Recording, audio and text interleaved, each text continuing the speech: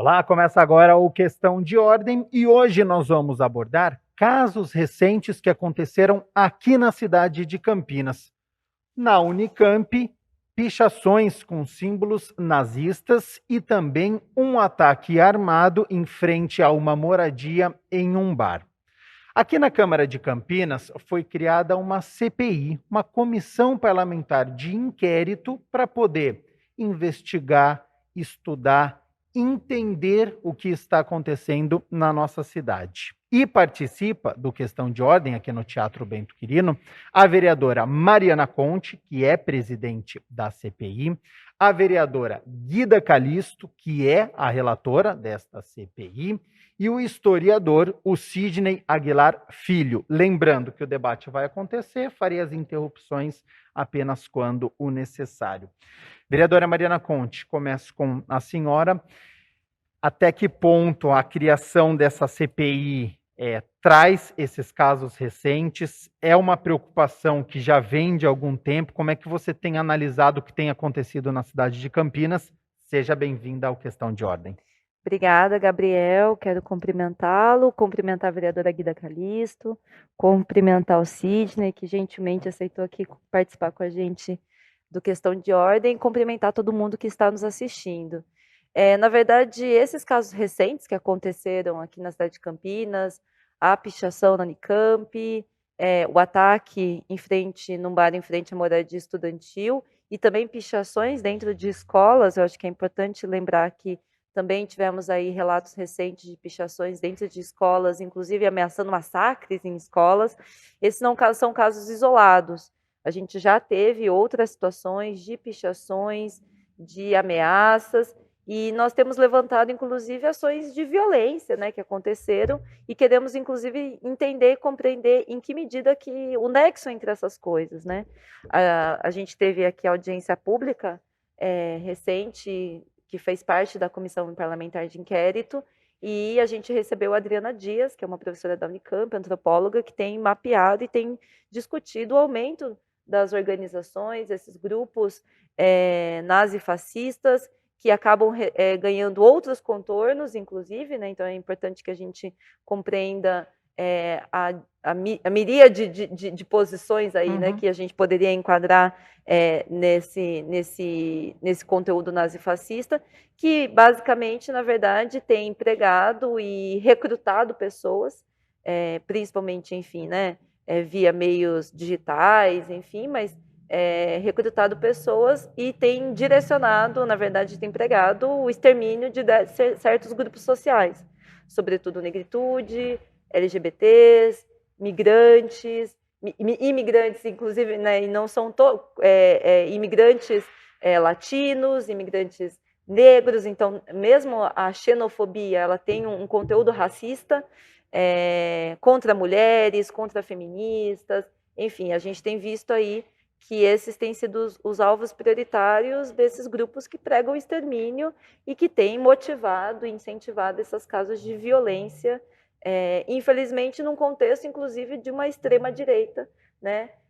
Que a gente vê aí que inclusive, né, incentivado por grupos de extrema-direita que têm pregado negacionismo, que têm pregado revisionismo histórico sobre o significado da ditadura, sobre o significado da escravidão, e infelizmente, com apoio, inclusive, institucional no governo federal, né? Com figuras ligadas ao governo federal, com pessoas dentro do próprio governo que ocupam cargos, fazendo esse tipo de incentivo, de simbologia, usando esse tipo, fazendo essa apologia. Então, é uma situação muito preocupante, e a CPI visa incluir, fazer o nexo entre as coisas, estabelecer, e a gente compreender esse fenômeno e dar uma resposta política a ele. Participa também do Questão de Ordem a vereadora Guida Calisto, que é a relatora da CPI. Guida, como é que você analisa esses casos recentes na cidade de Campinas? E há uma preocupação, uma apreensão também com casos futuros? Seja bem-vinda ao Questão de Ordem. Olá, Gabriel. Olá, vereadora Mariana Conte, que é a presidenta aqui da nossa CPI, né? Uma CPI que muito importante nesse momento histórico, e como muitos já falaram, há muito tempo Campinas não tinha, né, no parlamento uma CPI, e impulsionada nesse momento pela vereadora, nós conseguimos aprovar com esse tema tão relevante. Também quero agradecer aqui, né, o Sidney, que está aqui conosco, e agradecer os funcionários dessa casa por estar disponibilizando esse momento aqui para a gente poder, né, a TV Câmara, debater esse tema que é muito importante, e também quero cumprimentar quem nos assiste.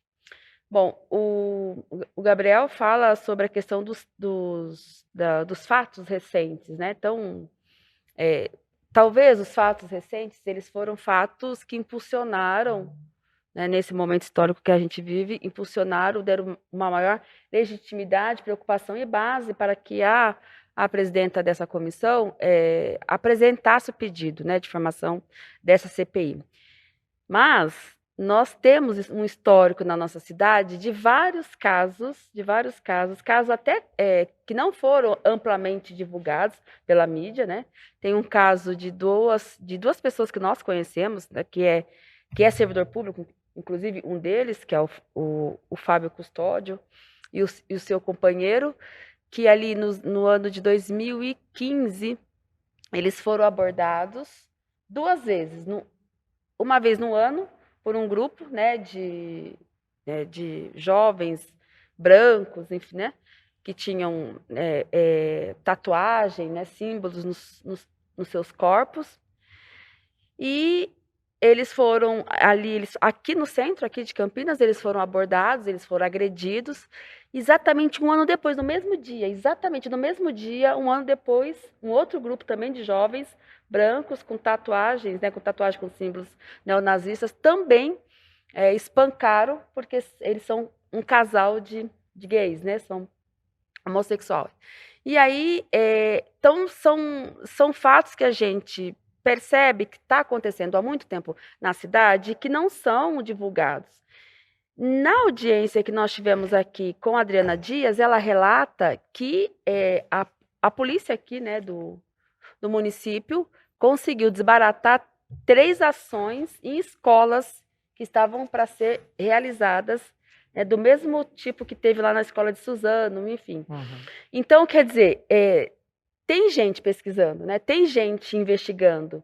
Só que muitas vezes isso não ganha uma certa proporção, não ganha muita divulgação, e aí fica meio que escondido. E a gente pensa, né? Pensa os campineiros, pensa os munícipes dessa cidade que a gente está vivendo numa situação de tranquilidade que não está.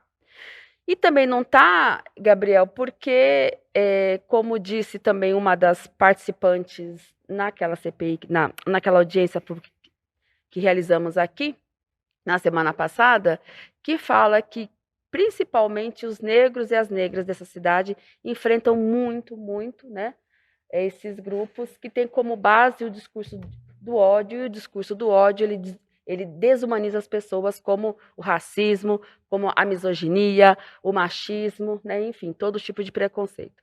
Então, a gente cita, né, o que aconteceu no bar do Ademir, a gente cita o que aconteceu, as pichações nazistas lá na Unicamp, mas nós temos um histórico nessa cidade, assim, muito violento, de grupos organizados, sim, que estão agindo aqui há muito tempo, e que uma CPI como essa pode, sim, trazer esse tema para a cidade, debater, e que a gente, de fato, possa liquidar de vez, né, enfim, que esse seja o início aí de um momento importante para acabar de vez com esses grupos que baseiam no crime, né, no discurso do ódio, que desumanizam, que atacam negros, mulheres nordestinas, pessoas imigrantes, né, deficientes, enfim, todos aqueles que eles entendem, né, que não pode compor aqui a nossa sociedade. Então, acho bastante importante a gente estarmos atentos a esses fatos, mas também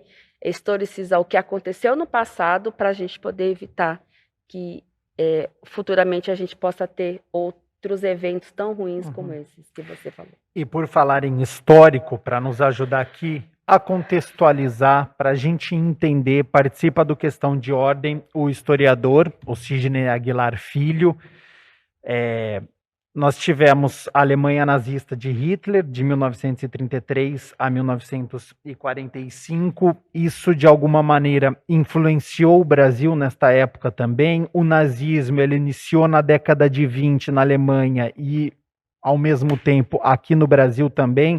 Durante este período até hoje, nós sempre tivemos eventos. O senhor entende que há uma escalada mais recente? Seja bem-vindo ao Questão de Ordem. Primeiro, eu gostaria de agradecer muito à Câmara Municipal, parabenizar a sociedade campineira por estar se mobilizando ou já está mobilizada no sentido de fazer uma discussão institucional, jurídico-política, acerca da questão, e eu espero contribuir.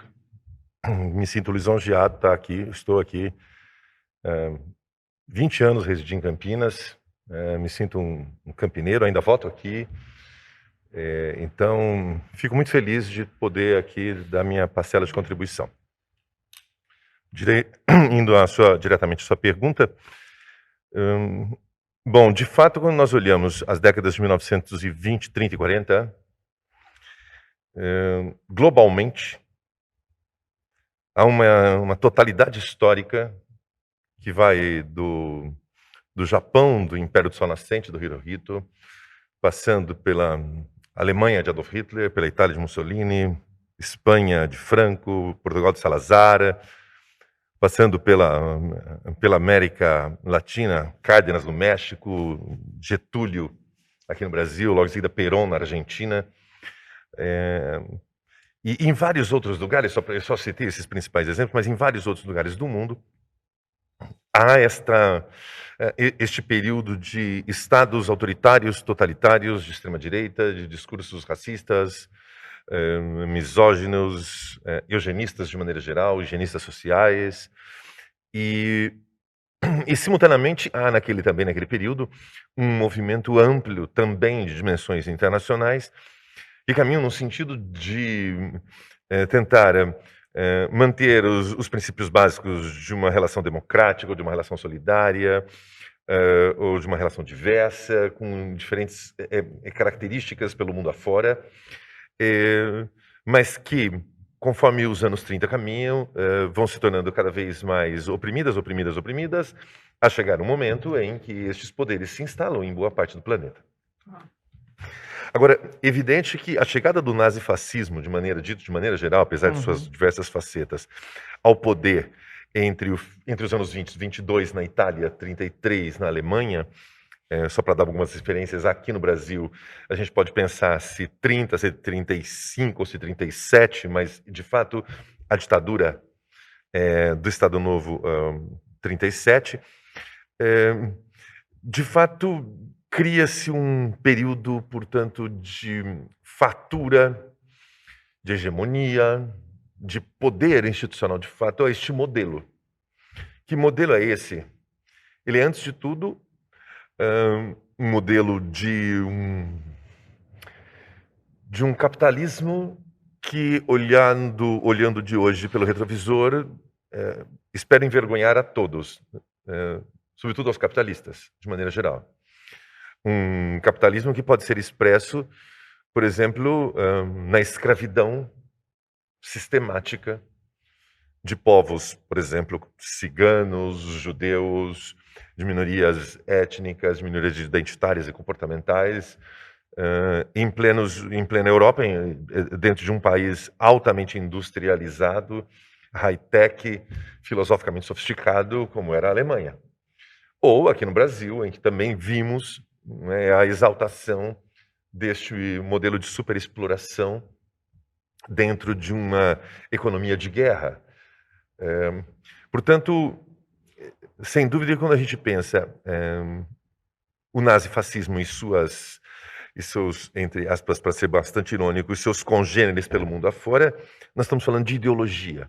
Ideologia no seu sentido mais estrito senso, realidade invertida, mentira, mas uma mentira e uma ideologia que sustenta projetos de grandes e fortes interesses econômicos, macro-interesses econômicos. Havia, portanto, naquele momento uma realidade histórica propícia a isso, não é? O pós-crise de 29, um quadro de reconstrução pós-Primeira Guerra, que leva uma dinâmica de superconfrontos, de competitividade entre as grandes potências industriais, ultranacionalismos, que, digamos, criou um caldo histórico propício a estas mentiras, a estas farsas, sobre superioridade racial, sobre superioridade de gênero, não é? Sobre superioridade de racionalidades específicas, de identidades delimitadas. Quando você busca um contraponto ao mundo contemporâneo, bom, não sei te responder exatamente. Se vivemos hoje uma totalidade histórica propícia a isso, mas parece que sim. Sobre este panorama que você está citando, até para poder contextualizar para quem está nos acompanhando, a gente pode dizer que o nazismo, uma das causas, quando você fala, estava vindo da crise de 29 nos Estados Unidos, problemas estavam acontecendo naquela época. O nazismo, uma das causas que fica mais evidente é quando a gente tem desemprego em alta e aí as pessoas precisando de emprego e não conseguem, aí cresce a criminalidade. Essa ideologia, ela busca tentar combater esses estrangeiros, esses imigrantes que estão com este emprego. Essa é uma causa do nazismo? Não necessariamente o imigrante. O discurso racista eugenista, esta farsa, ela é basicamente a ideologia da superexploração. Então, a lógica é, se o outro é inferior, então o outro há de ser menos valorizado, no sentido mais estreito da palavra, ganhar menos, por exemplo. Não é? Então, uma sociedade em que se estabelece uma mentira como essa, é uma sociedade também que aceita que uma parcela daquela sociedade, seja porque estrangeiro, seja porque deste gênero e não daquele outro, ou seja porque pertencente a um determinado grupo dentro desta mesma sociedade, não é? Se encaixam neste universo, neste perfil da, entre aspas, inferioridade, e se justifica aí a opressão, se justifica aí a superexploração. Eu sempre gosto de insistir que aquilo que hoje chamamos campos de concentração, os nazistas chamavam de campos de reeducação e trabalho. No sentido que as pessoas que para lá eram levadas, elas iriam trabalhar.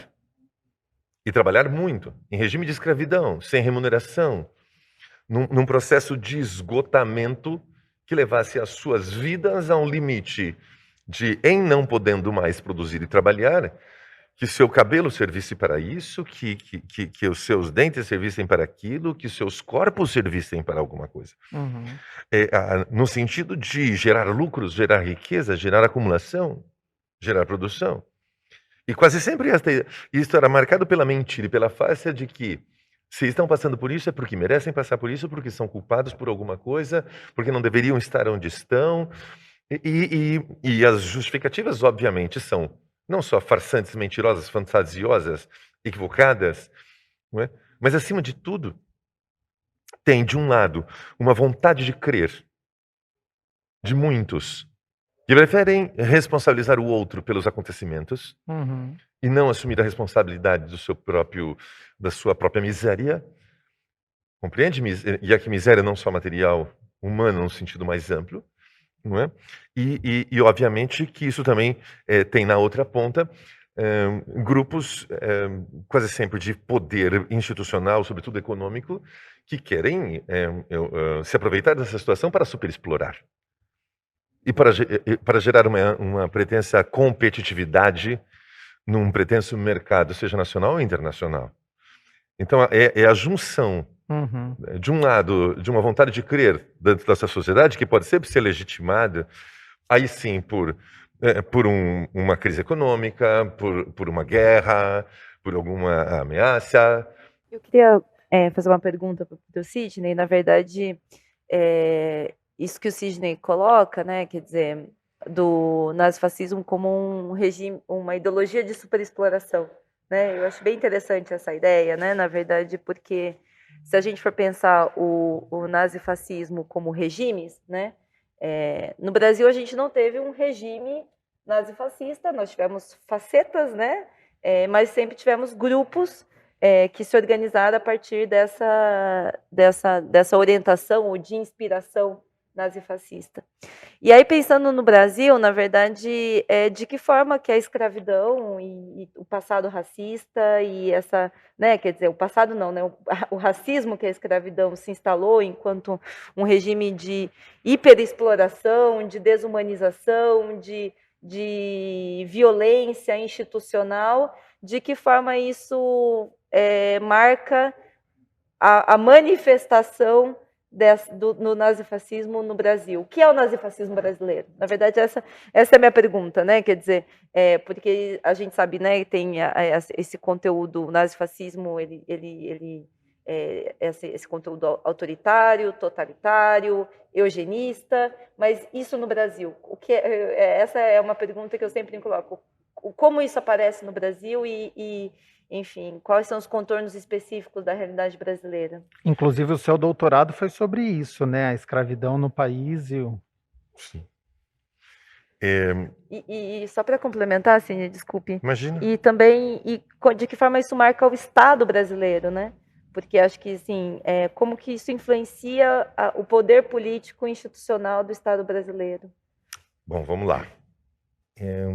Parafraseando horripilantemente, usando como aqui exemplo os argumentos daquilo que mais perto existiu no Brasil do nazifascismo à época dos anos 30 e 40, que foi o integralismo, a ação integralista brasileira. Os integralistas diziam que não eram nazistas e não eram fascistas. Mas não porque isso tivesse alguma coisa de errado, mas porque o nazismo é alemão, o fascismo é italiano e o integralismo é brasileiro. Então, quando há pouco eu estava dizendo que existiu naquele período uma totalidade na história, uma mundialização ideológica, da mesma maneira que havia uma mundialização econômica, mercadológica e tal, o Brasil teve seus movimentos típicos. Né? A juventude mineira, ligada ao Francisco Campos, a ação integralista brasileira, que nasce, sobretudo, aqui no interior do estado de São Paulo, depois ganha dimensão nacional.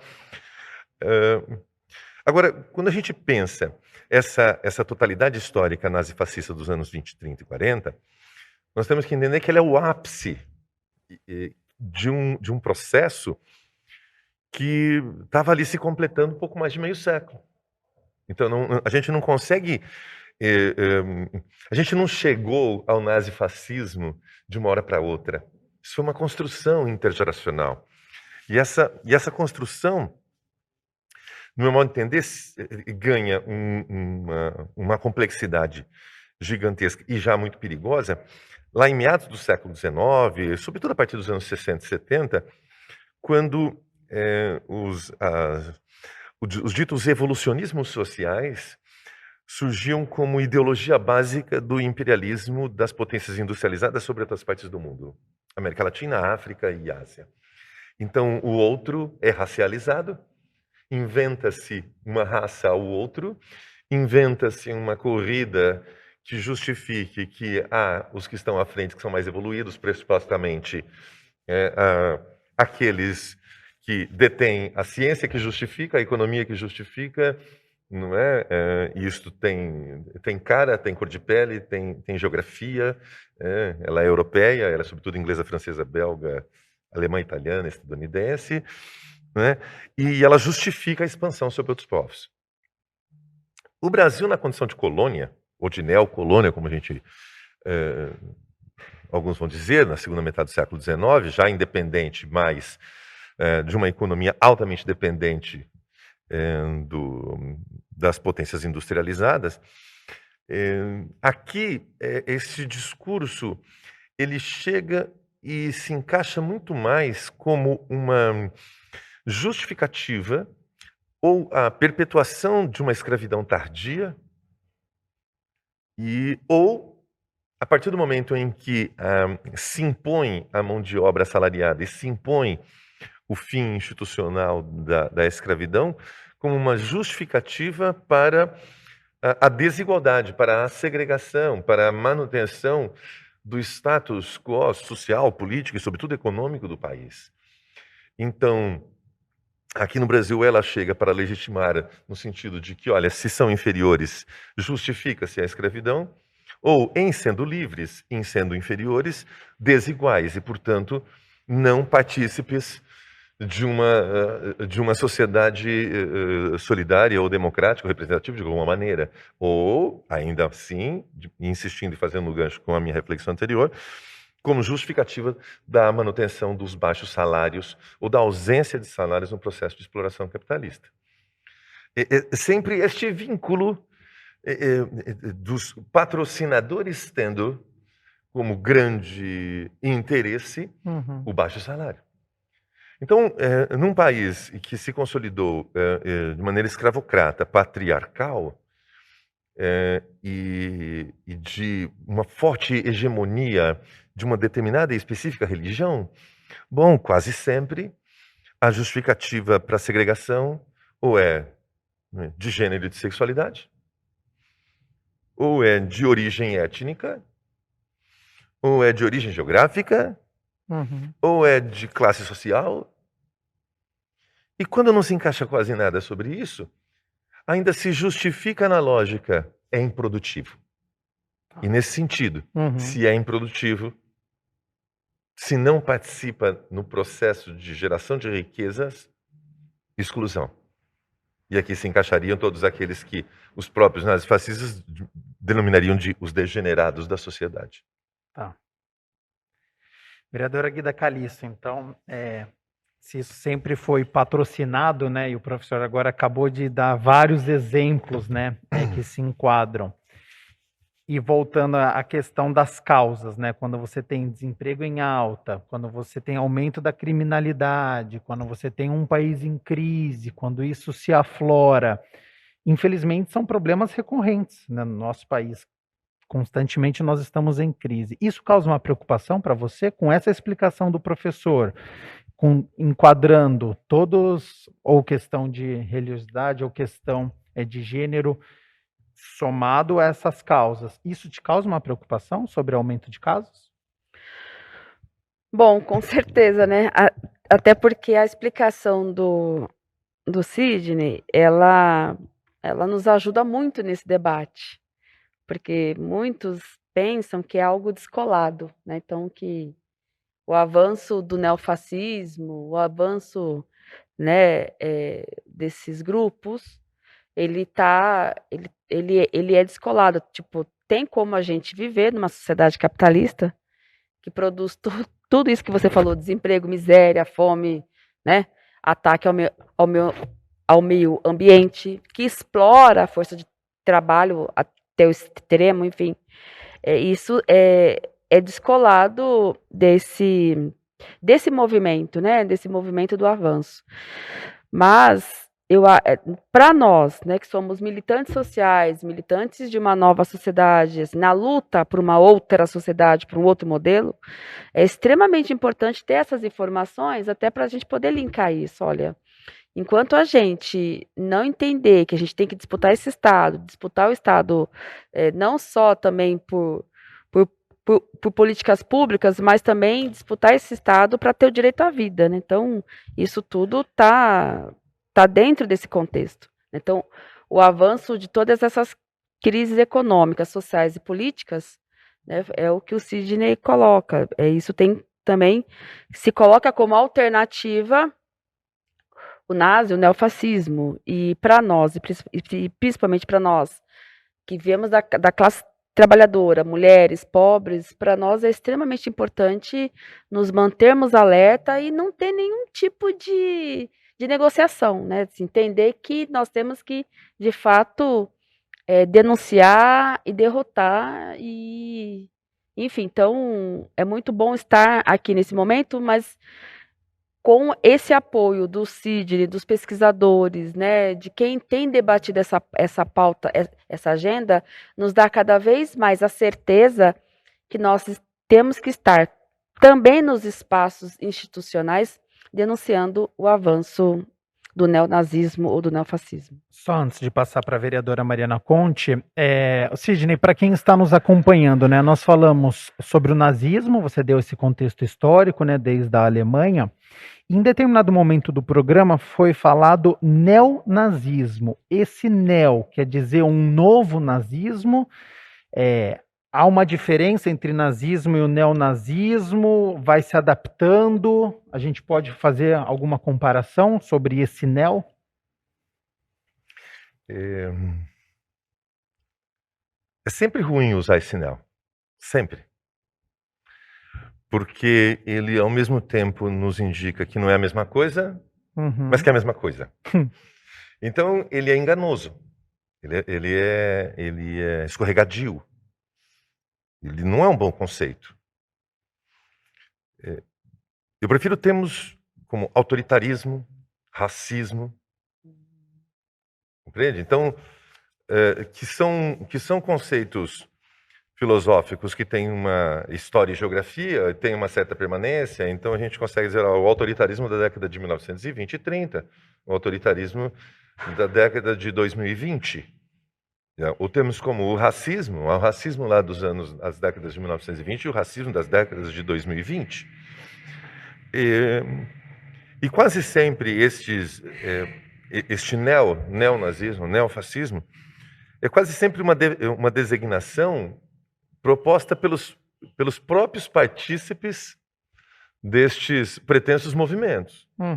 Então, que buscam uma identificação simbólica, buscam algum tipo de memória, e quando não há a construção ou a invenção de alguma memória, de alguma tradição, de algum mecanismo que os vincule a um passado, seja real ou seja quase sempre, na maioria das vezes, ficcional, não é? De algum tempo heróico do passado, sabe? Não é? E portanto, eu tenho uma tendência a não me apegar a estes neo, não é? Esses novos. Não é? Talvez eu prefira identificar, usando, por exemplo, os conceitos de autoritarismo e racismo, bom, que eles têm uma história comum, pelo menos desde a metade do século XIX, que autoritarismo e racismo quase sempre andam de braços dados entre meados do século XIX para cá, de meados do século XIX para cá. E lembrando que este conceito de racismo também ele precisa ser amplificado. Porque quando nós estamos lá no século XIX, a ideia de race, a ideia de corrida, da existência de determinadas raças que correm uma contra a outra, ou disputam uma contra a outra, ou dentro de uma mesma pretensa raça que existiriam os mais evoluídos e os menos evoluídos, e a discussão de eugenia, a discussão de melhoria racial. Hoje, quando nós pensamos racismo, a gente tem que imaginar um conjunto preconceituoso, porque esta é a formulação da Declaração Universal de Combate ao Racismo, de um conjunto preconceituoso que envolve desde farsas científicas como a ideia da raça, não é? Passando por intolerâncias religiosas, passando por desrespeitos ao direito de ser e de existir, e entendermos que é nesse conjunto preconceituoso que a gente vai conseguir delimitar alguma coisa que a gente possa chamar de o racista. Quase sempre a ideia de que, a um só tempo, o preconceituoso olha cor de pele, mas ele também olha gênero, ele também olha formação escolar, ele olha classe social, entende? Ele olha comportamento, o jeito de ser, ele tem um padrão que ele entende como normalidade, tudo aquilo que fica fora da sua noção de normalidade é automaticamente taxado de anormal. Não é? Então, eu prefiro termos como preconceituosos, racistas, autoritários, e aqui nós estamos no campo do crime.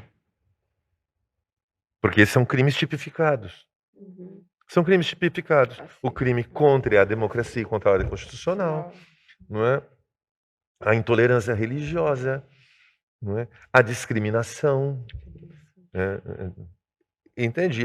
E aí a gente tipifica e também não dá espaço a essas palavrinhas que são cheias de significados mentirosos, mas que estão Uhum. sempre muito propícias a esperar um espaço midiático. Tá. Sobre não dar espaço, vereadora Mariana Conte, de que maneira a criação desta CPI, a gravação deste programa sobre este assunto, contextualizar o passado, entender o que aconteceu, debater agora para o presente, de que maneira tudo isso que está sendo feito, você entende que é uma maneira de coibir ou é mais para a gente entender e depois agir? Eu acho que é uma maneira de coibir. Nós precisamos coibir. Isso que o Sidney fala é porque é crime. Apologias é crime, o racismo é crime, a gente está falando a intolerância é crime, e a gente precisa tratar isso como crime, né? Como algo que precisa ser combatido, inclusive pelas instituições. Porque me parece que é isso, assim, a gente tem uma situação, né? A gente recebeu uma série de relatos, né, na audiência pública, relatos de violências, relatos de assassinatos, que suspeitando, né, foi colocado, claro, uma questão de uma hipótese sobre crimes de ódio, e o fato é que as instituições, elas em grande medida, as instituições, seja, né, do campo político, jurídico, enfim, elas tendem a não apresentar isso como racismo, não apresentar isso como crime de ódio. Desqualifica, ela muda esse panorama. Muda o panorama, alivia para os racistas, na verdade. Porque quando a gente fala, a gente está falando assim, ó, estão acontecendo os crimes aqui na nossa cidade, cujo o elemento central é o racismo a gente consegue ter a dimensão do problema. Uhum. Né? As pessoas estão morrendo, estão sendo assassinadas pelo racismo. Isso coloca uma questão que é, precisamos combater o racismo. O racismo é crime, nós precisamos combater. E não vamos tolerar ações racistas, discursos racistas, políticas racistas. Então, eu penso que é um pouco essa a dimensão que a gente precisa tratar, né? Aqui nessa CPI, essa dimensão que eu imagino que deveria ser tratado por todas as instituições. Né? Nós estamos num momento, e aí eu acho que até dialogando com a sua questão que você colocou anteriormente para a vereadora Guida Calisto, eu acho que o que mais preocupa é uma certa naturalização que vai sendo construída, uma naturalização de elementos que muitas vezes se aproximam, enfim, né? Quer dizer, de novo, né? Que você tem um conjunto de características, né? Que formam aí esse totalitarismo, esse autoritarismo racista. Não vou parar de usar a palavra Enel aqui, mas você tem um conjunto de elementos, e aí a gente vai vendo que esses elementos vão sendo naturalizados, incorporados em discursos de figuras que exercem cargos, vão sendo reproduzidos, ainda que de uma forma desorganizada, ainda que de uma forma talvez consciente ou inconscientemente, mas quer dizer, isso vai sendo reproduzido e vai sendo naturalizado. Uhum. Né? Então, quando a gente quer combater esses grupos, né, que têm feito esses tipos de ações, ou queremos combater apologia ao nazismo, ao fascismo, e queremos combater esse tipo de crimes de ódio, nós queremos combater também essa naturalização que vai sendo espraiada e que vai ganhando contornos de apoio de massa. Né? E é claro, né, quer dizer, muito esse vínculo, né, que é o momento de desemprego, de crise, de tensionamentos, a gente também vai vendo que vai se naturalizando e se justificando o aumento da violência, se justifica o aumento da violência policial, inclusive. A gente teve um dos elementos que foi colocado aqui na audiência pública, foi isso, né? O assassinato do Jordi, por exemplo. do menino jovem negro da periferia de Campinas, que foi assassinado durante o período, né, durante no início do processo do isolamento social, e aí, né, claro, a gente defendeu o isolamento social como uma medida de saúde pública e combate, né, de combate à propagação da pandemia. Mas nós sabemos também que, em grande medida, naquele momento, as forças policiais, as forças do Estado usaram disso também como uma forma de uma escalada da violência institucional. Não é à toa que você teve um movimento negro explodindo num contexto, né, quer dizer, inclusive desafiando, né, o primeiro movimento que vai para a rua no contexto da pandemia é o movimento negro que está dizendo assim, ó, a gente está morrendo pela bala ou pela Covid. E aí esse é e o fato de que é a negritude que vai ser morta pela bala ou pela Covid, porque também não teve condições econômicas e sociais de se proteger, de ficar em casa, né? E esses elementos vão sendo naturalizados e grupos populacionais vão sendo tratados como descartáveis. Ah, tudo bem. Ou o que está acontecendo hoje com os nossos povos indígenas, né? A gente teve aí nesse final de semana, uma denúncia seríssima de todas as organizações indígenas falando no Mato Grosso do Sul o extermínio promovido por fazendeiros e pelos agentes e por policiais, pelas Forças Armadas dos índios Guarani Kaiowá. E estão sendo e é muito interessante que isso o Sidney fala, né? E a justificativa disso é que os índios, a associação institucional, política, inclusive do presidente, associando os índios ao atraso, como se eles fossem um entrave para a geração econômica, né? Sendo que a gente tem aí, né, na verdade, são os povos originários e são os povos que estão hoje lutando, arriscando suas vidas para manter as florestas, os biomas, né?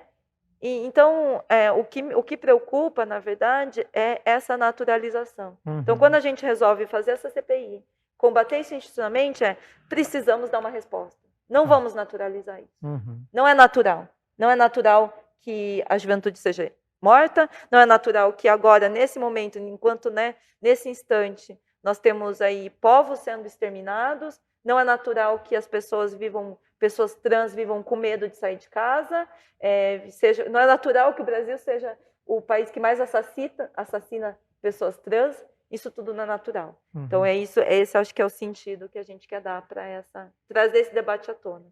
Vereadora Guida Calisto também pode repercutir isso e quero emendar para você um questionamento, porque neste ano de 2022 a senhora protocolou um projeto de lei que proíbe fabricação, importação, comercialização de representações do nazismo, fascismo, supremacia racial. Então, para explicar essa proposta, essa ideia, e se quiser repercutir o que a Mariana Conte falou. Então, Gabriel, eu fiz questão, né, de pedir para falar, porque eu acho que o que a presidente fala, o que a vereadora Mariana Conte fala, é muito importante, essa questão da gente dar uma resposta efetiva, sabe?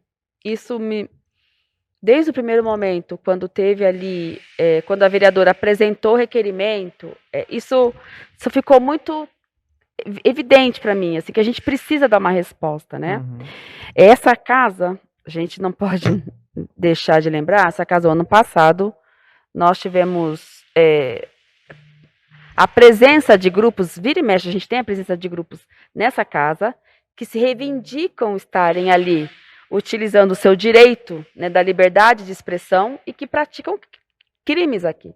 Né? Por exemplo, teve aquele momento que aconteceu ano passado, novembro do ano passado, que a vereadora Paula Miguel estava discursando, falando aqui, defendendo uma pauta que é do Conselho da Comunidade Negra dessa cidade, que grupos que estavam no parlamento defendendo contra a vacina, falando que vacina mata, né? Nós estamos no período...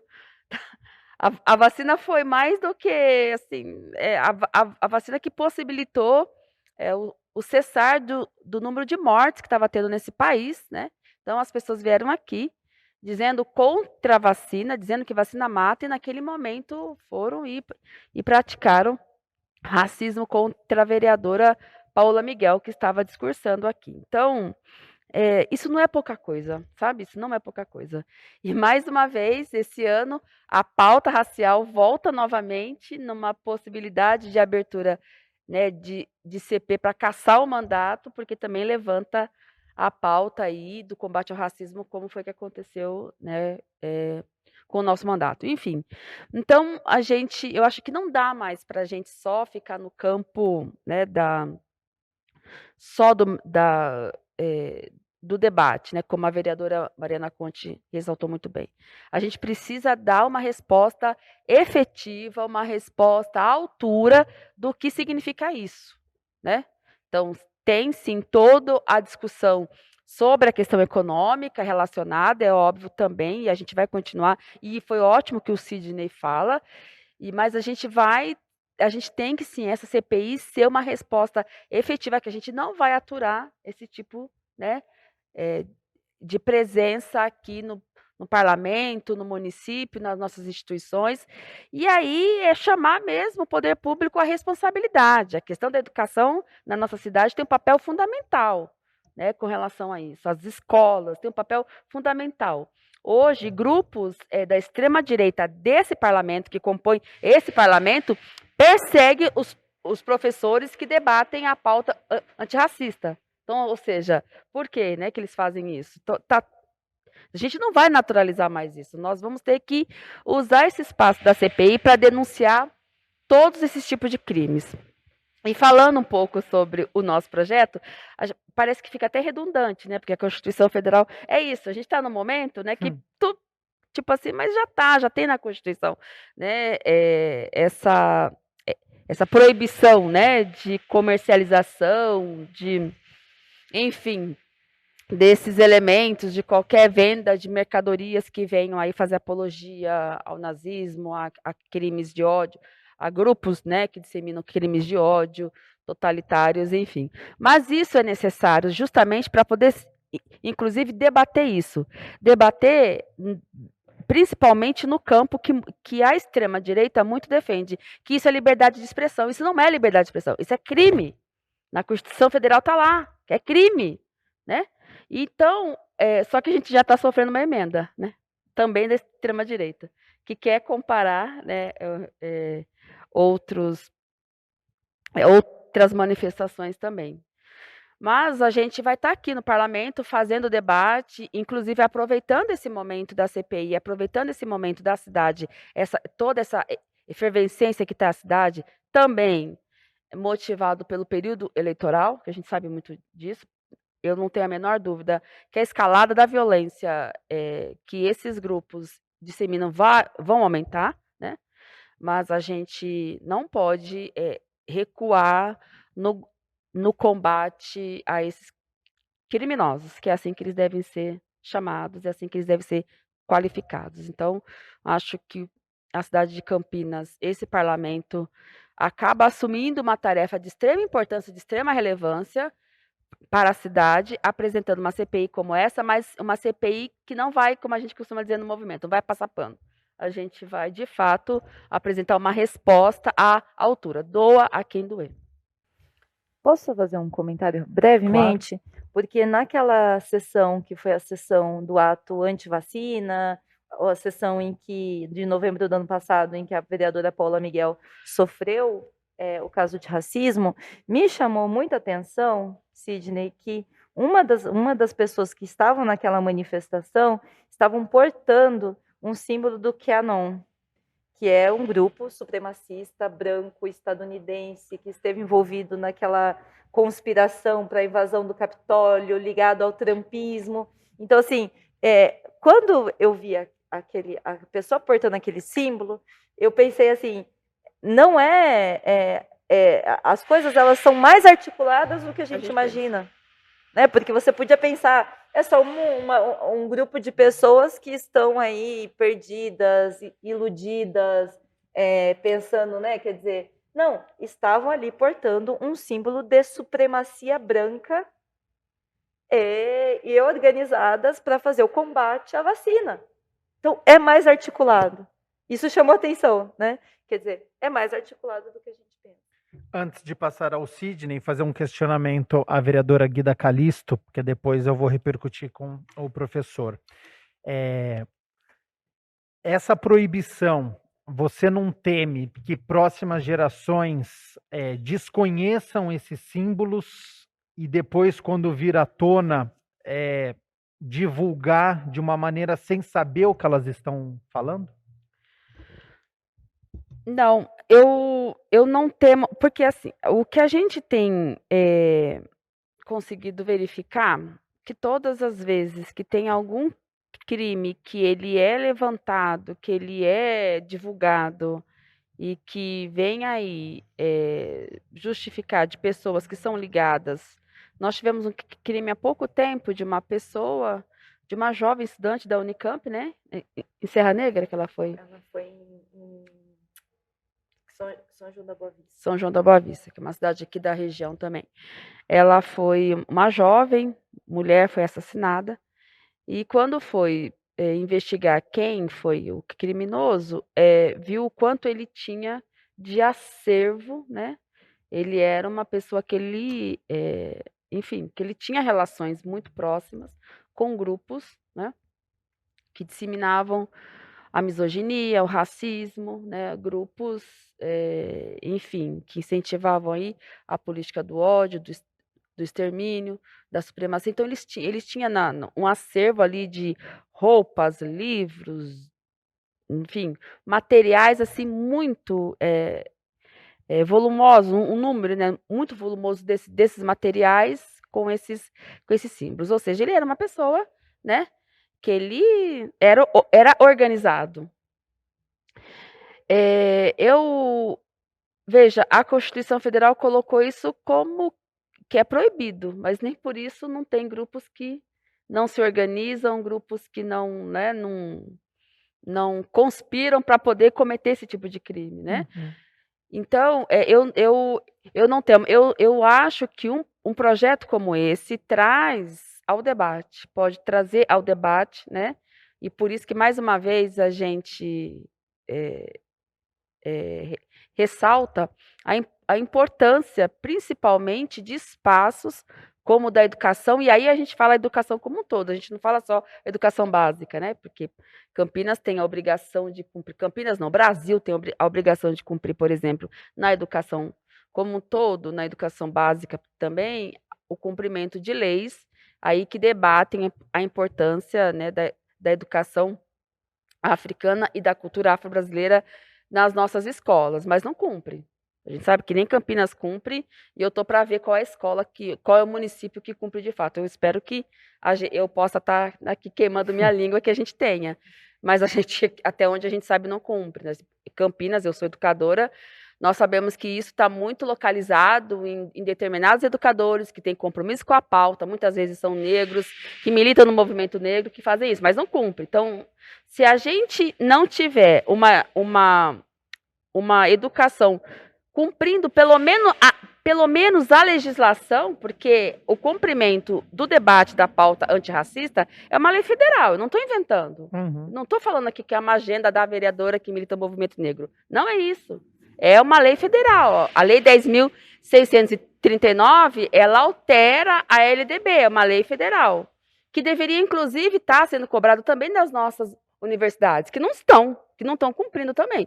Então, eu não acho, Gabriel, que isso vai ter um certo desconhecimento. Hoje é proibido, e a gente sabe, a própria Adriana Dias, né, falou na audiência aqui, a quantidade de grupos que aumentaram, que estão, né, disseminando isso, que estão organizados, né, são esses grupos que estão ali, né, todo organizados nesses grupos de ódio, enfim. Então, isso eu entendo que nós, enquanto poder público, educação, enfim, nós temos que assumir esse compromisso, né? Porque não dá mais para a gente tolerar o que está acontecendo no nosso país, não dá para a gente tolerar o que está acontecendo em Campinas, não dá mais para a gente tolerar o que acontece nessa casa, inclusive, né? E não acontece só com as duas vereadoras negras, não. Aconteceu também com a vereadora Mariana Conte, acontece aqui com outros vereadores, principalmente vereadores que denunciam né, os crimes de ódio, denunciam aí esses totalitários, esses racistas, esses misóginos. Então, enfim, eu acho que projetos como esse levantam o debate e a gente pode colocar a sociedade a entender do que se trata PLs como esse. Repercutindo com você, Sidney, existe um limite para o conhecimento ao nazismo em relação a símbolos, a ideias? A sociedade, ela precisa identificar, saber o que significa? É necessário proibir? Uma coisa não exclui a outra? Definitivamente uma coisa não exclui a outra.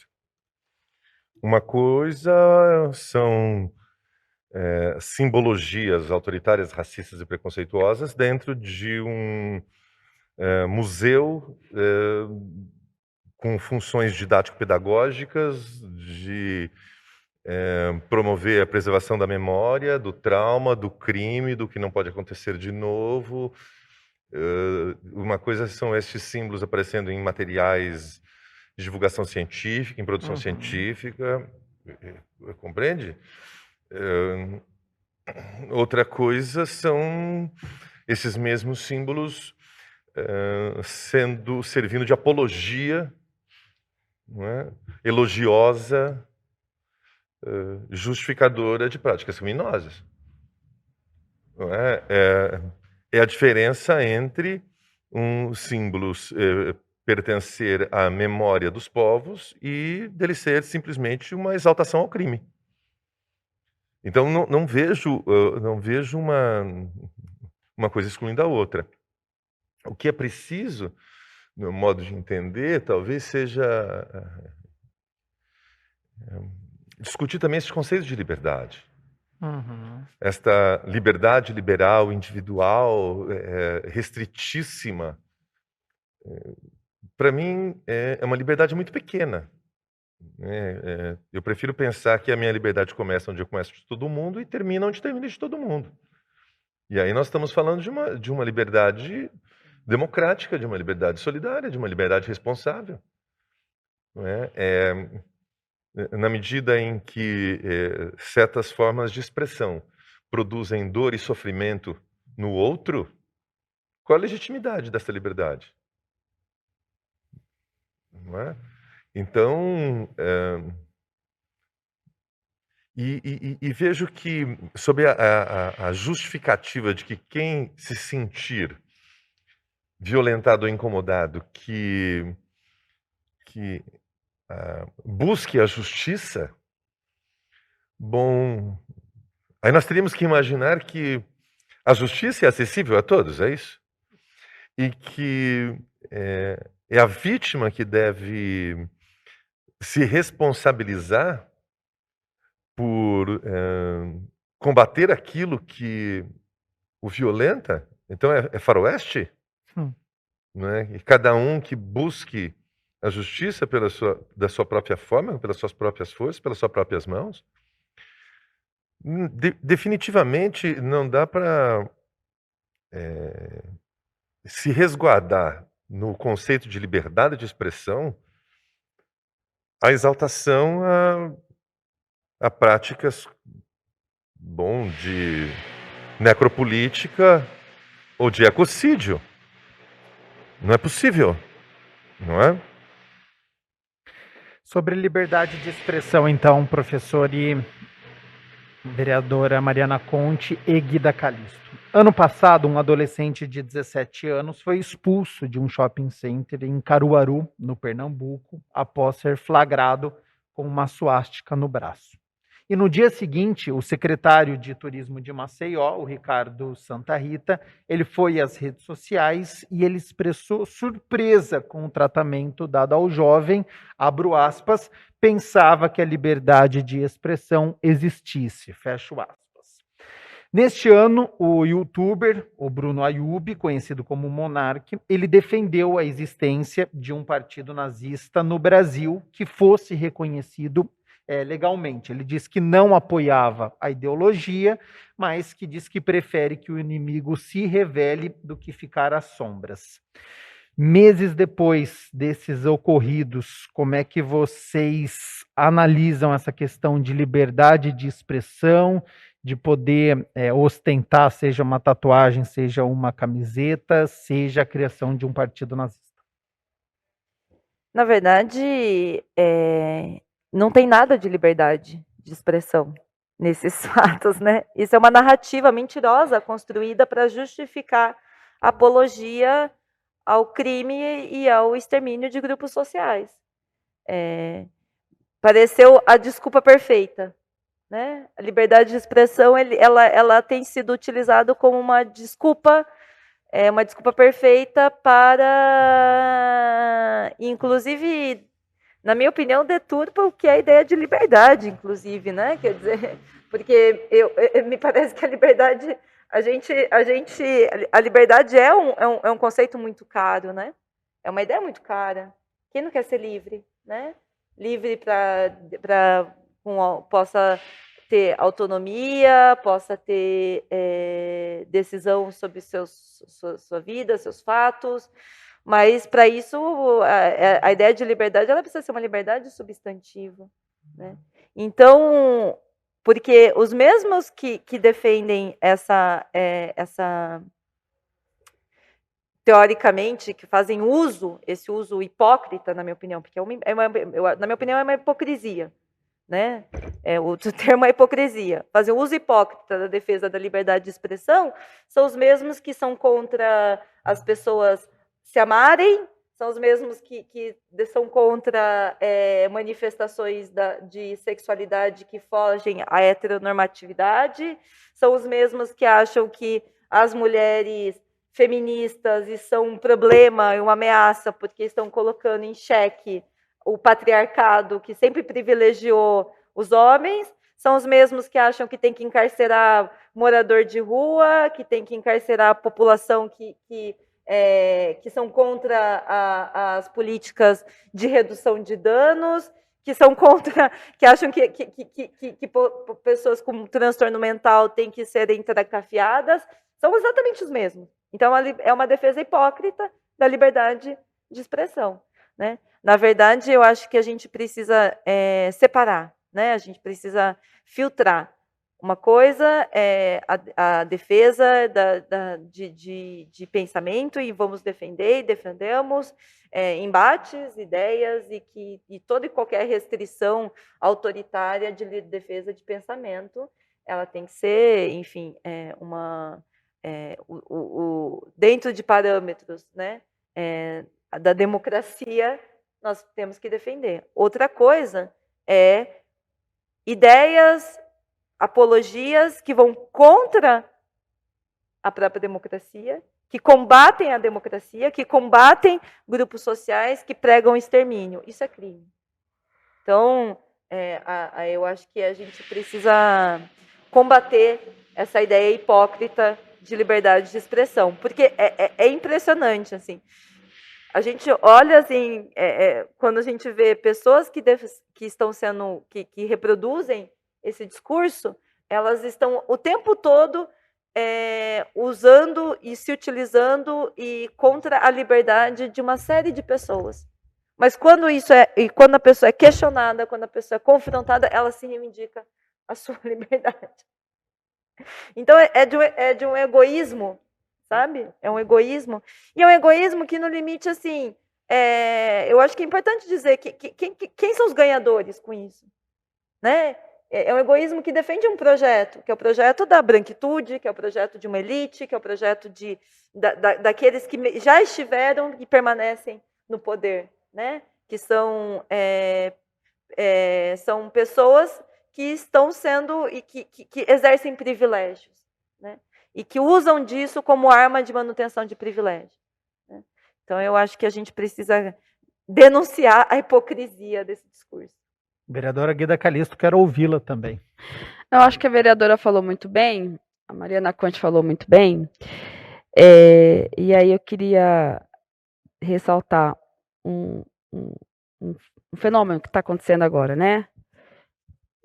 Veja, a situação econômica, crise econômica, precarizou, né, a vida das pessoas, colocou a maioria do povo brasileiro aí na linha de frente da morte, da miséria, né? Emprego, enfim, a questão da precarização do trabalho brutal que a gente que a gente está enfrentando. E aí a gente está vendo esse movimento, principalmente nesse período pandêmico aí da uberização, enfim.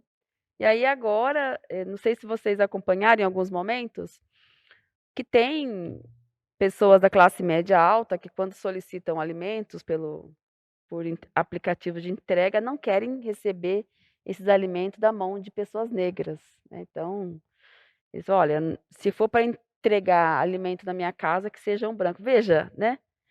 Gente, é uma histeria que não dá nem pra gente dá pra gente comentar, enfim, mas é absurda isso, isso não pode, isso não dá o direito de ninguém reivindicar liberdade de expressão, liberdade de pensamento, liberdade não é isso, né.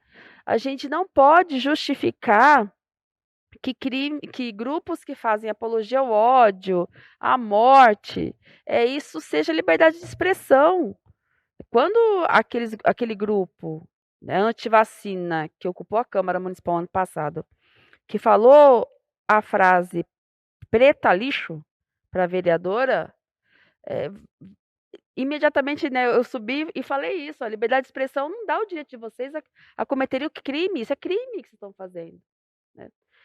Então, o que eu acho, Gabriel, a gente não pode dialogar, a gente não pode mediar, a gente não pode negociar com racistas, com fascistas, a gente não pode. Então, é isso. Se tiver alguma manifestação, a gente tem que denunciar imediatamente, tem que expulsar, como foi o caso desse jovem, tem que ir preso. Tem que, sabe, tem que chamar a responsabilidade. Porque enquanto a gente ficar mediando esse tipo de coisa, ficar tentando negociar, ficar, sabe, fazendo a ginástica teórica para poder desculpar, isso só vai aumentar no nosso país. É o que aconteceu com o caso da Genivaldo, né, aquele jovem. As forças de seguranças nacionais de todos os municípios, de todos os estados, né, eles são tão legítimos para praticar abuso de poder que colocam um jovem negro dentro de uma viatura e faz aquilo que fez. As pessoas, sabe, e você vê boa parte das pessoas não tiveram nem se mobilizaram.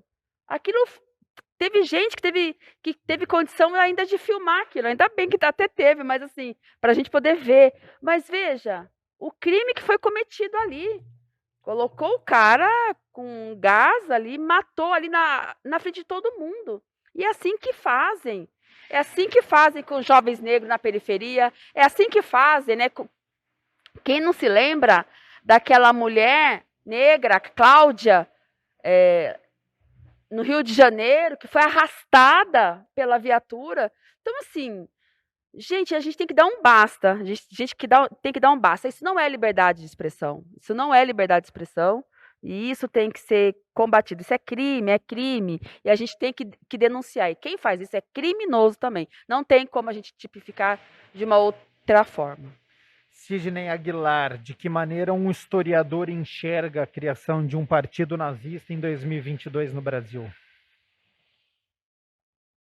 Uma aberração. Uma aberração.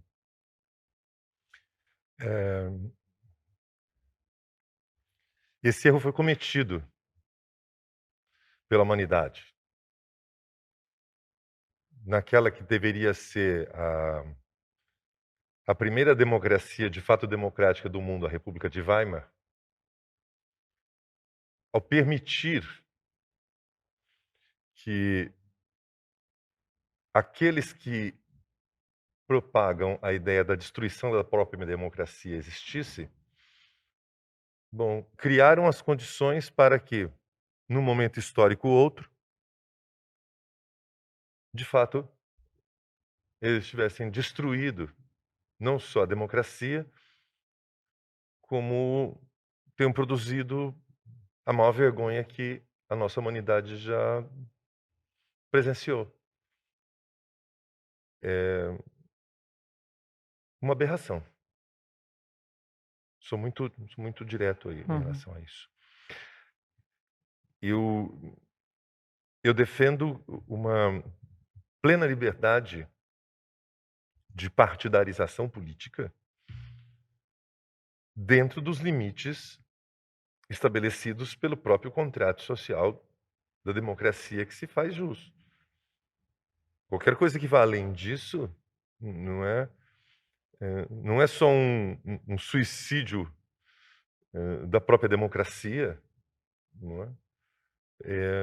É manter uma espécie de bomba antidemocrática prontinha para explodir quando há condições históricas, sociais e econômicas propícias a existirem para. É relativamente fácil manter algum tipo de democracia quando as coisas vão bem, no sentido econômico, social. Uhum. Né? Não é exatamente para isso que as instituições servem, né? Quando está tudo bem, está tudo bem. É quando as coisas historicamente passam por turbulência, é que de fato as sociedades prescindem das suas relações solidárias. Não é? Num espaço de pujança, elas parecem não haver necessidade. Então, o processo de democratização, para se manter permanente, deve ser permanentemente um processo. Né? A democratização é a tônica, não uma democracia pronta como se ela fosse definitiva e indestrutível, mas uma atuação contínua de uma sociedade que se pretende democrática, sistematicamente refletir sobre um processo de democratização e como mantê-lo e aprofundá-lo. Não vejo como uma estratégia democrática manter um botão de autodestruição. Não vejo sequer racionalidade nisso. Né? Por isso, o termo que eu preferi é uma aberração lógica. Vereadora Mariana Conte e Guida Calixto, vocês acham que a internet pode potencializar, através de opiniões, apologias, até comercialização de produtos? A gente tem um problema aí pela frente? Olha, acho que tá.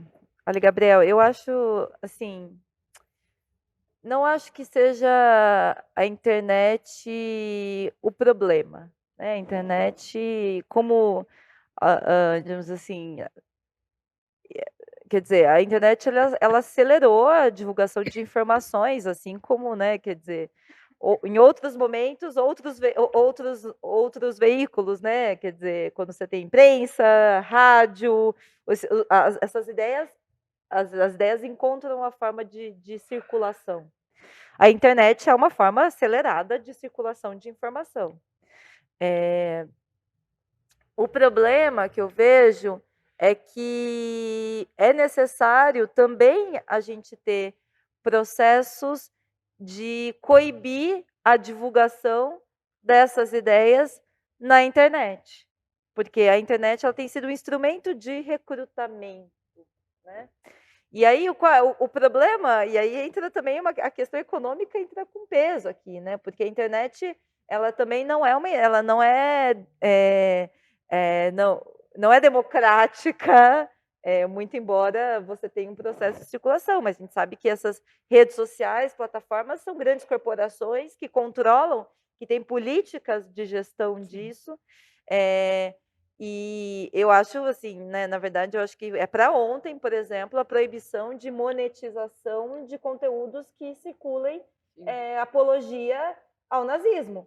Quer dizer, se o nazismo é crime, como que você pode... A gente sabe que tem as redes sociais, elas criam processos de monetização.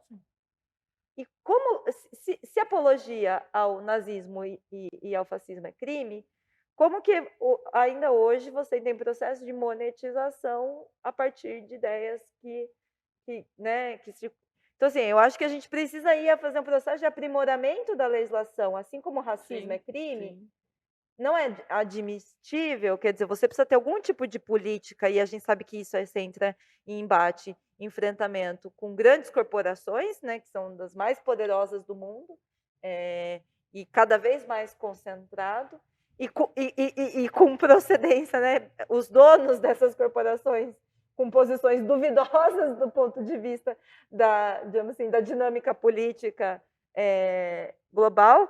Quero citar aqui o Elon Musk, por exemplo, né? Quer dizer, Elon Musk que é um grande empresário, trilionário, e que a gente tem visto, inclusive, flertes com o autoritarismo. E aí, como é que a gente vai fazer? Né? Eu acho que a sociedade brasileira precisa tomar, enfim, ter processos de limitação mesmo. A gente precisa discutir isso, trazendo especialistas, trazendo pessoas que têm o acúmulo na área da democratização da informação e tudo mais, com um debate amplo com a sociedade, para a gente ter legislações que limitem.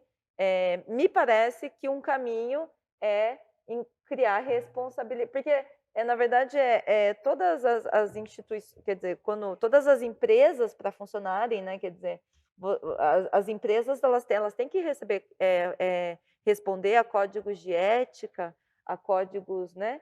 E eu acho que também essas plataformas precisam responder a códigos de ética. A gente precisa ter código de ética sobre monetização, sobre o que é veiculado ou não, que de alguma forma foi ensaiado durante a pandemia. A pandemia a gente teve isso, né? Quer dizer, as plataformas derrubando conteúdos mentirosos.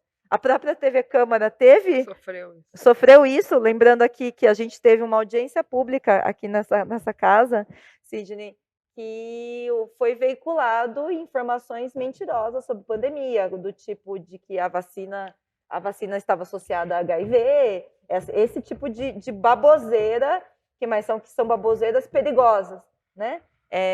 Mentiras foram veiculadas e o YouTube derrubou o canal da TV Câmara durante uma semana. Então, esse tipo de coisa é importante. Quer dizer, a TV Câmara foi, digamos, como é que fala? Levou uma advertência. Sim. Levou uma advertência. Isso é super importante, porque isso inclusive, coloca uma questão de que existe um limite ético dessas informações, né? E isso pressiona, inclusive, as próprias instituições. Uhum. Então, assim como no Covid, na questão da pandemia, isso foi ensaiado, eu acho que isso precisa ter questões como essa, sobre a questão do racismo, sobre a LGBTfobia, sobre a apologia ao nazismo e ao fascismo. A gente precisa ter legislações e cobrança dessas plataformas, que você precisa ter código de ética, e que isso é inadmissível. Me parece que essa, inclusive, seja uma das linhas que o nosso relatório, né, a vereadora Guida Calisto, que é relatora da CPI, mas nós vamos fazer isso muito em conjunto, né, Guida?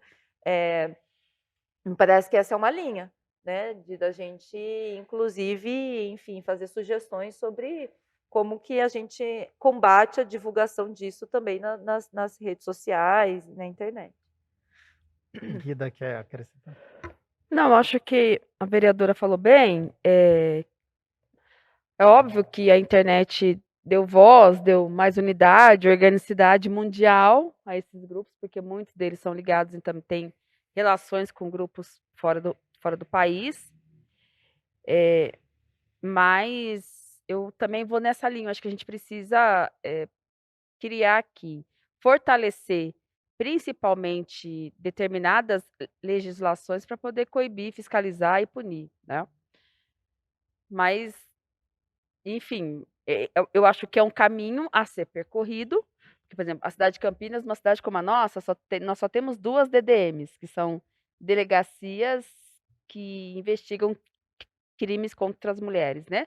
Então, olha só, uma cidade como a nossa só tem 2 DDMs. Me parece que a gente só tem uma que debate esse tipo de crime, como crimes de racismo, né?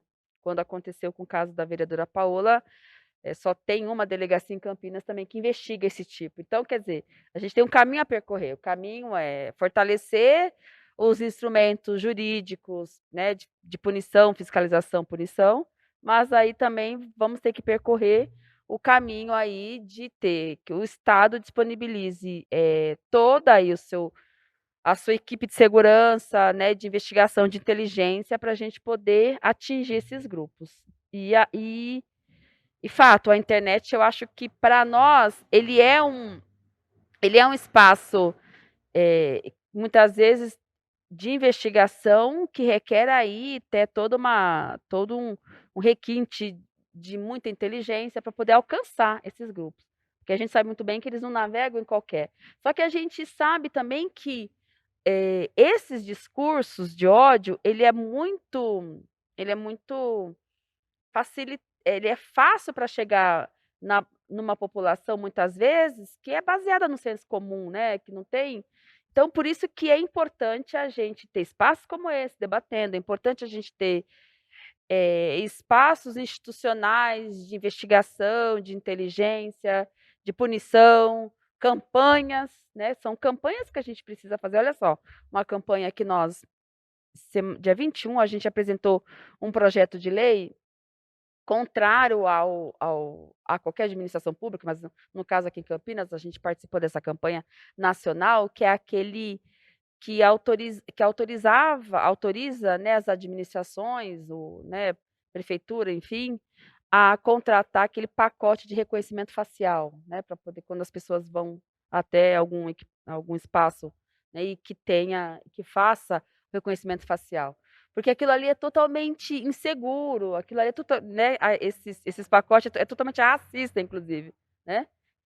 Apresentam, determinados tipos, né, de rostos, enfim, que muitas vezes as pessoas são responsabilizadas, são acusadas a partir desse sistema. Então, quer dizer, a gente precisa levantar esses debates na população, para a população entender do que a gente está falando. Tem muita gente que acha, né, como a vereadora estava falando aqui, muitas vezes, as feministas, enfim, é uma pauta legítima, a gente precisa abrir esse diálogo, a gente precisa ter um ambiente, e aí falando aqui de Campinas, um ambiente na nossa cidade que a gente possa debater esses temas, porque esses temas não são temas menores, são temas, inclusive temas, né, de proporção mundial, mas que atinge muito na nossa cidade, no local onde a gente mora, na forma como a própria polícia aborda, na forma como o próprio servidor público atende uma pessoa do município quando vai procurar um serviço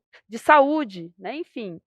São temas que estão no nosso cotidiano e a gente precisa, abordar. Então essa questão da internet é extremamente importante, né, a gente poder ter aí todo um arcabouço toda uma estrutura, na verdade, para poder, combater os crimes de ódio que estão livremente aí circulando na internet.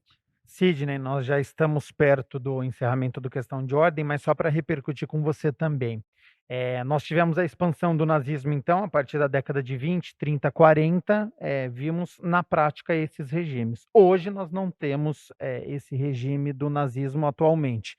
A internet, portanto, pode ser um facilitador para essas ideias chegarem até a sociedade? Tentando fazer uma correlação passado-presente, é o que você está me pedindo. Entre o final do século XIX e o começo do século XX, a arte, a ciência, a cultura de maneira geral, e seus produtores criaram mecanismos muito revolucionários e muito sofisticados de reprodutibilidade técnica e de divulgação, né, o destaque para a fotografia e para o cinema. Estas práticas de reprodutibilidade técnica e de acessibilidade das obras permitiram um grande acesso, uma grande democracia, uma grande liberdade para muitos no mundo, para muitos. De fato, uma ação muito revolucionária. Entre os anos 20 e os anos 40, essa mesma reprodutibilidade, essa mesma acessibilidade é cooptada pelo Estado fascista, pelo Estado nazista ou pelo marketing, pela propaganda política ou de produtos e se torna um mecanismo poderosíssimo de controle e manipulação social, inclusive a favor destas ideologias, destas farsas que estamos aqui denunciando. A internet, eu a vejo como alguma coisa semelhante historicamente, seja pela via da ARPANET, ou da Free Software Foundation, ou das discussões de acessibilidade e de democratização do mundo da ciência, da arte e da cultura, ela merece ser valorizada e respeitada. Mas também é preciso nos alertarmos de que uma outra face da internet é a Milnet. São interesses militares dos anos 60, 70. E já a partir aí do fim dos 70 e começo dos 80, ela começa também a ser cooptada pela grande indústria da propaganda e do marketing, culminando nessas grandes corporações que já aqui foram citadas. Na mesma medida, ela também foi cooptada por grupos extremistas. A questão é como que as diversas sociedades humanas e seus diferentes formas de Estado se posicionam em relação a ela. Se tivermos, ou se temos, e temos estados ou parcelas de burocracias estatais espalhadas pelo mundo, patrocinando o extremismo, conjugando-se com o extremismo, favorecendo-se deste extremismo, aí digamos que essa dimensão de periculosidade aumenta exponencialmente. Então, resguardar este lado sofisticado, incrível, que este conceito de internet nos deu como humanidade. Uhum. É também não ser purista, né? De imaginar que também não existe um movimento de busca, captura e cooptação. Eu prefiro um termo mais conhecido aqui no Brasil, grilagem, do cyberspace, da cibercultura, né? De tornar a praça pública em fazendas griladas, não é? E me parece que este é um movimento muito forte que temos hoje, né? De um lado, este privatismo sistemático, por vezes aberto a esses interesses criminosos, seja no campo da ideologia, seja no campo do marketing direto, político ou de produtos, não é? Em detrimento daquilo que há também de maravilhoso neste espaço, não é? Que é a sua possibilidade de mundializar a humanização, Uhum. não é? Ou humanizar o mundo de maneira mais ampla. Muito obrigado. Chegamos ao fim do nosso questão de ordem, então, para poder encerrar, vereadora Mariana Conte, muito obrigado, primeiramente, pela disponibilidade do seu tempo, todas as informações que foram passadas aqui e os próximos passos da CPI, com mais reuniões, com mais discussões. Tem um prazo final, que é tentar encerrar até o final deste ano, não tem este prazo. Agradeço novamente a sua presença aqui no Questão de Ordem. Eu que agradeço, Gabriel. Quero agradecer a vereadora Guida Calisto pela parceria, que tem sido aí a gente tem construído esse processo da CPI, tem sido uma parceira muito importante, né? Porque essa CPI nós já estamos enfrentando muitas coisas, né? A gente sabe que isso, na medida que a gente começa o processo de investigação, nós mexemos com interesses, né? E sabemos que a gente já tem sofrido alguns ataques, ameaças por conta disso. Quero agradecer o Sidney pela também parceria, por poder, né, por compartilhar com a gente esse conhecimento, e eu acho que, na verdade, essa é uma CPI inédita, né? Na verdade, não sei de outra CPI antifascista, seja em escala nacional, estadual e municipal. Então, é uma responsabilidade também, né? Nós vamos, de uma certa forma, eu acho que a gente está desbravando caminhos.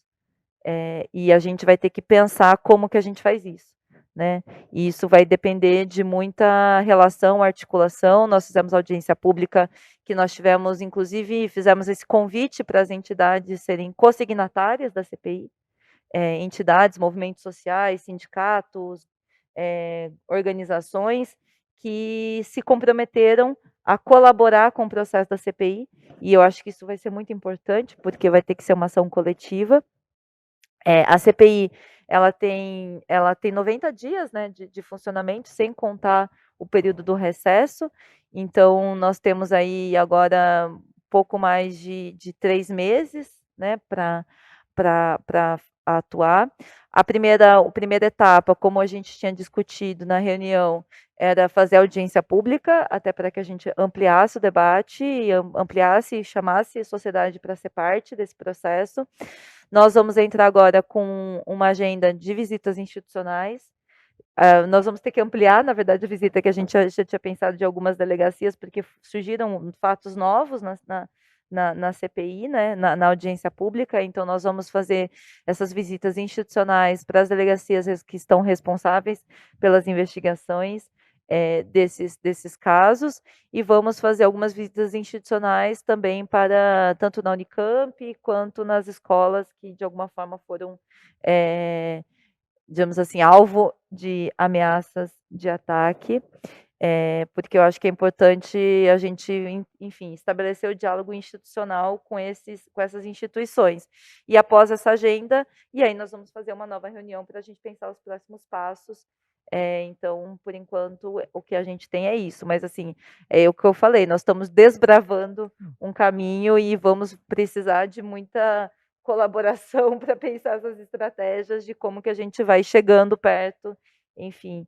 E a ideia é que a gente produza esse relatório e encaminhar esse relatório, seja para o Ministério Público, seja para a Comissão de Direitos Humanos da Câmara Federal, Senado, Anistia Internacional, enfim, vamos ver, a gente quer produzir um bom relatório com sugestões, com, né, enfim, com digamos assim, indicações para que a gente possa apresentar esse relatório para vários órgãos nacionais, internacionais.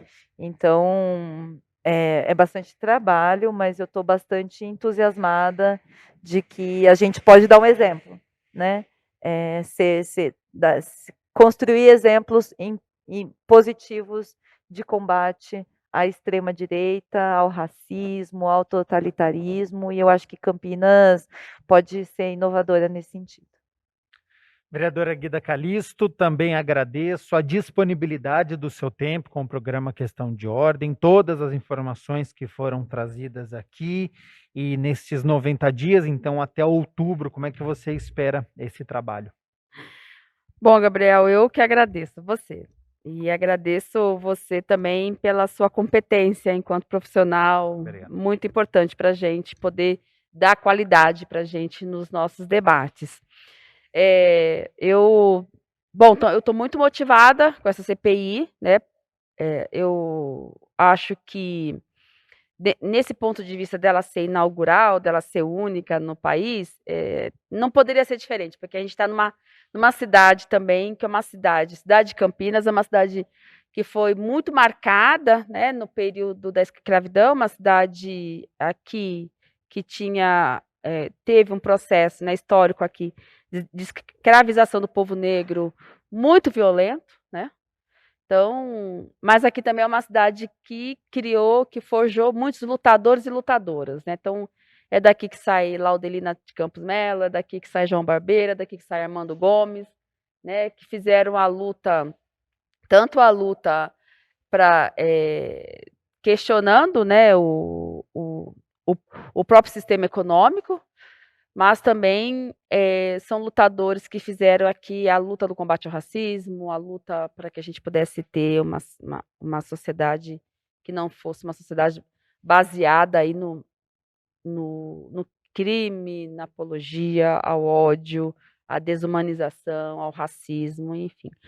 Então, eu acho que é muito emblemático, né? É muito importante, é muito sério trabalho que a gente está realizando aqui no parlamento, né? Então, eu tô bastante animada do ponto de vista que a gente tem muita coisa para fazer. Então, por isso que eu acho que tem que ser um mapeamento sério, tem que ser um compromisso assim importante, fundamental, e tem que dar uma resposta efetiva. Então, eu espero que a gente possa, até outubro, finalizar o trabalho e que a gente possa ter um bom relatório, um relatório robusto, um relatório que, de fato, possa retratar, né, o que o racismo, o nazismo, o machismo, o que esses grupos organizados na cidade tentam e como eles se organizam, de que forma, onde estão, quais foram os crimes que cometeram, mas também que a gente possa trazer ali encaminhamentos fundamentais para a gente combatê-los, né? E acabar de vez. Enfim, acho que acabar de vez pode até ser uma pretensão minha, mas a gente tem pelo menos o compromisso de combater isso durante essa jornada da CPI, depois, né, pós entregarmos esse relatório. Então, acho que é isso, é bastante trabalho, visitas, conversas com pessoas tipo o Sidney, é muito importante para nós, é extremamente importante, né, dar toda a base teórica e quais são os caminhos que a gente pode, inclusive, trilhar e fundamentar esse relatório para que seja um documento sério e um documento à altura que o tema requer. Então, mais uma vez, obrigada Sidney, obrigada vereadora Mariana Conte, obrigada ao Gabriel e obrigada à TV Câmara. Nós aqui agradecemos, vereadora Guida Calisto, e agradeço também a disponibilidade do tempo do Sidney Aguilar Filho, que é historiador, que nos deu essa base, essa contextualização para a gente poder debater.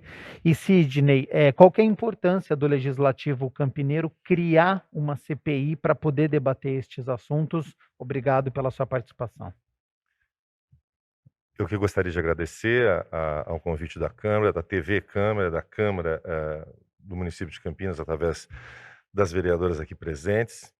Parabenizar a Câmara de Campinas e, em particular, as duas vereadoras. Não é possível se acovardar diante dessa condição. E há uma simbologia nesta CPI. Uma delas já foi levantada pela vereadora Guida, que é a relação entre a história da escravidão e do preconceito na nossa região, né, e o pioneirismo desta CPI. Mas eu também gostaria de levantar uma outra, né, que também merece destaque. O fato de esta CPI estar sendo presidida e relatada por duas mulheres, não é? Que têm proposituras políticas e projetos políticos, e eles são de esquerda, e têm cor de pele. Então, é uma conjunção, e aqui sim, de símbolos, e que merecem ser valorizados, que merecem ser destacados. Então, se Campinas é a pioneira e a Câmara Municipal é a pioneira e as vereadoras aqui presentes são pioneiras, é porque a história de Campinas assim exige, é porque a história de Campinas assim se impõe. Porque o real concreto, a ele não há escapatória. E que bom que elas não se acovardaram. E na medida da minha possibilidade, dos limites das minhas pesquisas feitas, eu estou à disposição e eu fico muito lisonjeado de estar aqui com vocês. Muito obrigado. Nós aqui agradecemos e eu agradeço você de casa também pela sua companhia, pela sua audiência. O Questão de Ordem fica por aqui. Continue aqui na TV Câmara Campinas e até a próxima. Tchau, tchau.